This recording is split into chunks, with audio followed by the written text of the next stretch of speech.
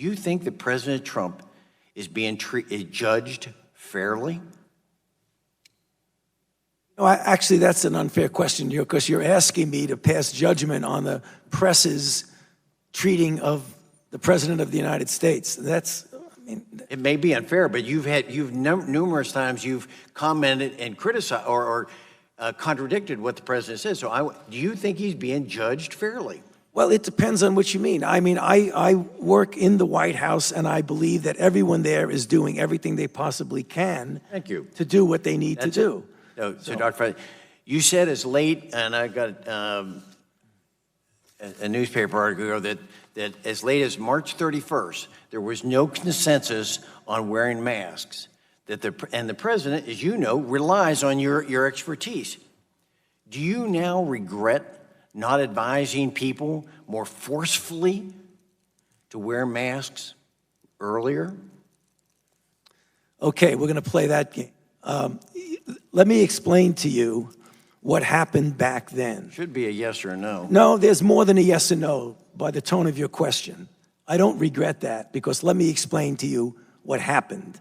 At that time, there was a paucity of equipment that our healthcare providers needed, who put themselves daily in harm's way of taking care of people who are ill. We did not want to divert masks and PPE away from them to be used by the people. Okay. Now that we have enough, we recommend. I've got two more questions, so thank you for that, Dr. Fauci. With me now live from the Hill is CNN senior congressional correspondent Manu Raju. Manu, I wonder what stood out to you, and I certainly, that tone from Dr. Fauci answering that question from a Republican congressman, I mean, he clearly was feeling like he was taking some blame for something that he should not be taking blame for, as he was trying to save the lives of frontline responders. Certainly defending his approach and the early approach by this administration as we look back about what happened and whether or not more could have been done. One of the things that has stuck out in this hearing is how different the tone has been from these public health experts about the concerns that they have about this disease continuing to spread in this country, much different than what we're hearing from the president and the vice president. The vice president, of course, said last week that there will be no second wave. The president has essentially suggested that testing is overrated, is essentially as a double-edged sword in his view. He believes that that's the reason why there are more cases. Well, Anthony Fauci says the reason why there are more cases is because, in his view, there's a disturbing surge in more infections happening in the United States. He said it's been a mixed bag how things have been dealt with, and all four witnesses are making it very clear that more testing is needed in the United States. Now, one of the big things going into this, of course, was the president's comment from Saturday at a Tulsa rally in which he said he suggested to staff to slow down testing for COVID-19. But when asked today, the four witnesses indicated they have not been asked by the president to slow things down. I know for sure, but to my knowledge, none of us have ever been told to slow down on testing. That just is a fact. In fact, we will be doing more testing. Of course, the president's staff afterwards, after he made that comment, said that he was only joking. They spent the last 2 days saying that. Then this morning, the president said he doesn't kid around when he was asked specifically if he was joking about that remark. But the person who's in charge of testing for this administration, Admiral Brent Giroir, testified that more testing is needed. He said the only way that we'll be able to understand this disease and who is infected and who can pass it is to do the appropriate contact tracing, as well as to test as many people as possible. So that is the message. They want to test 40 to 50 million people per month by the fall. This far, we've only had 27 million tests that have happened in the United States up to this point. So a dramatic push needed by this administration that is being voiced by the administration officials that states need to undertake and needs to happen in order to safely reopen, much different than what we're hearing from the president. Brianna. Certainly is. Manu, thank you for that report from the Hill. President Trump has just landed in Arizona today. That's where he's going to be holding a number of events. and it's happening in a state where coronavirus cases are just surging.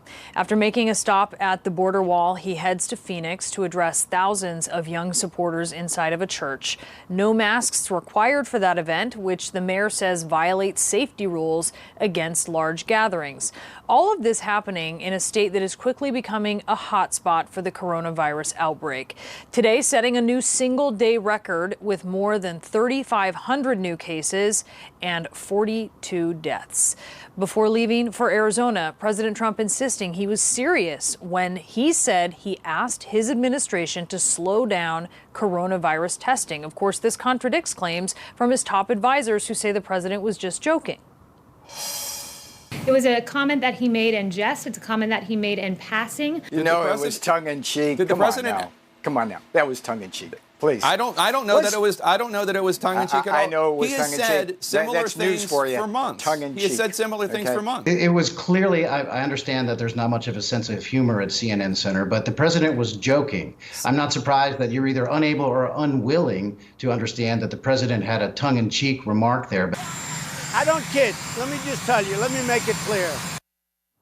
CNN's Jim Acosta is traveling with the president in Arizona. And yesterday, Jim, the administration said he was joking. Today, he says he's serious. Also, We were going down from 30,000 to 25 to 20, and now we sort of stayed about flat, and now we're going up. The country's top infectious disease expert, Dr. Anthony Fauci, said on Tuesday that the United States was currently seeing a disturbing surge of coronavirus infections. A couple of days ago, there were 30,000 new infections. That's very troublesome to me.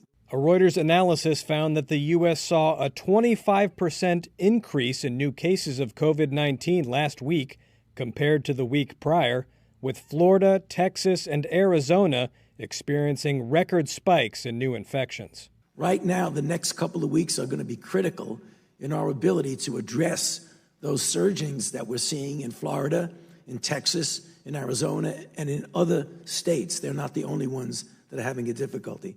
The focus at the House Energy and Commerce Committee hearing quickly turned to President Donald Trump, who has said repeatedly that more testing has led to a higher number of cases being identified, and said at his Saturday rally that he had asked for a slowdown in testing for the virus. So I said to my people, slow the testing down, please. The White House later said he was kidding. It was a comment that he made in jest. It's a comment that he made in passing. But on Tuesday, Trump muddied the water. Are you just kidding, or do you have a plan to slow down testing? I don't kid. Let me just tell you. Let me make it clear. We have got the greatest testing program anywhere in the world. At Tuesday's hearing, it was Fauci, seen by many as the trusted voice during the pandemic, who was called on to give a straight answer. I, as a member of the task force, and my colleagues on the task force, to my knowledge, I know for sure, but to my knowledge, none of us have ever been told to slow down on testing. That just is a fact. Fauci said one reason infections in the U.S. were rising in some states was an increase in community spread.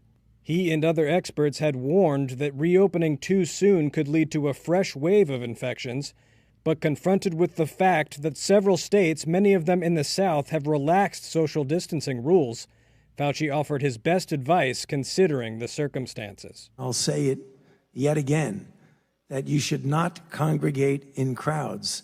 You should keep distance.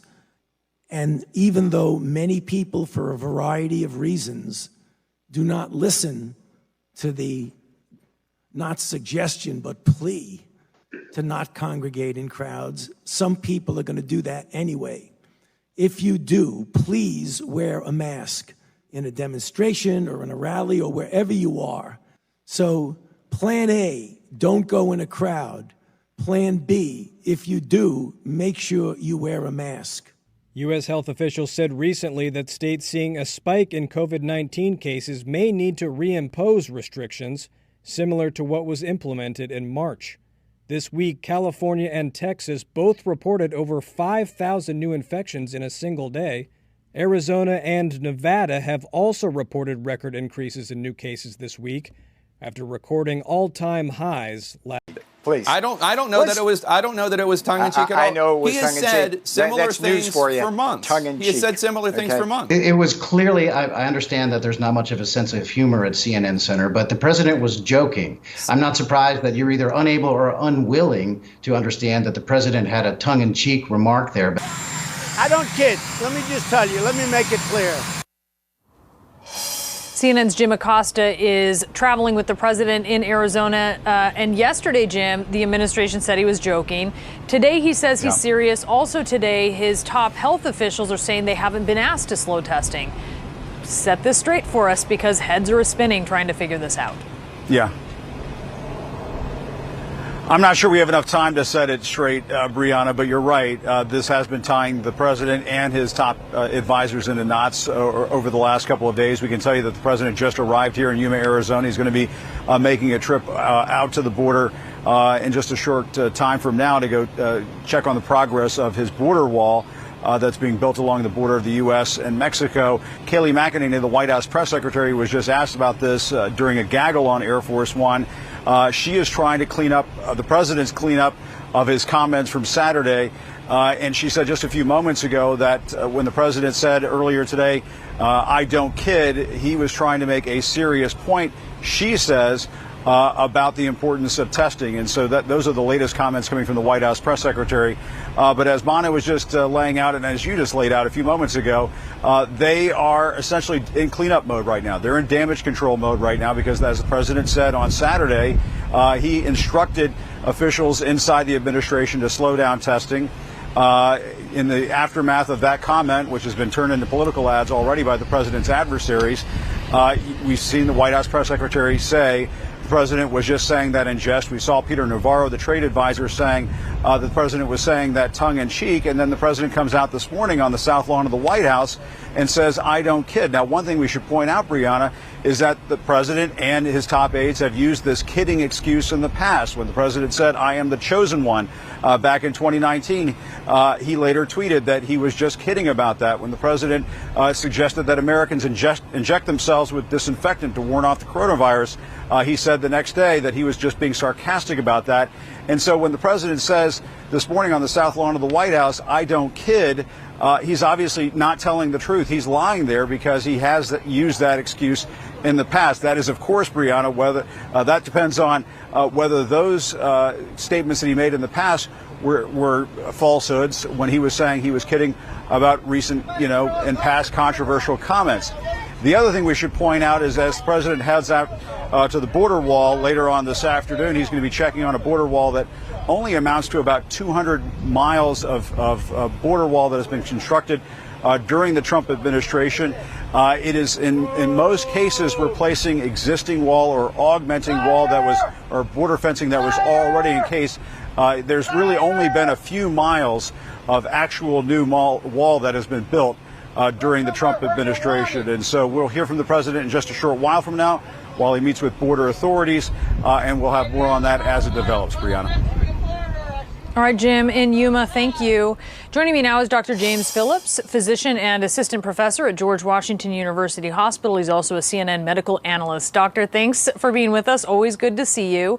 You said you heard the president say he's serious, that he wants the U.S. to slow down testing. Yes, there seems to be a little cleanup at the White House, but he says it wasn't a joke when he talked about it. What's your reaction to that?